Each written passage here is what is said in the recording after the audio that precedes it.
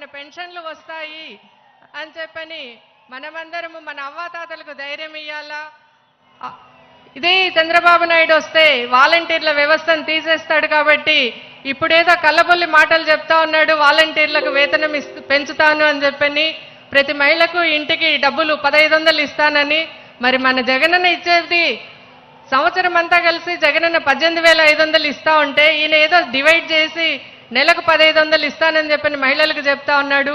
ఈ చంద్రబాబు మోసపూరిత మాటలు కుట్రలు ఎవరు నమ్మొద్దు, నమ్మరని కూడా నాకు బాగా తెలుసు. ఎందుకంటే 2014లో కూడా డ్వాక్రా మహిళలకు రుణమాఫీ అన్నాడు, రైతులకు రుణమాఫీ అన్నాడు, కరెంటు కష్టాలు తగ్గిస్తా అన్నాడు.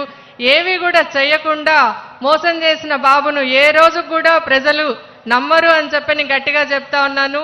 ఈరోజు మరి మనమందరము కూడా మళ్ళీ మన కొండారెడ్డి బుర్జు సాక్షిగా మనందరము జగనన్నకు అఖండమైన అద్భుతమైన మెజారిటీని ఇచ్చి ప్రతి ఒక్కరము ఎమ్మెల్యే అభ్యర్థులకు ఎంపీ అభ్యర్థులకు ఫ్యాన్ గుర్తుపైన ఓటు వేసి ఖచ్చితంగా గెలిపించుకుంటామని చెప్పని మీ అందరినీ మనస్ఫూర్తిగా కోరుకుంటున్నాను. జై జగన్, జై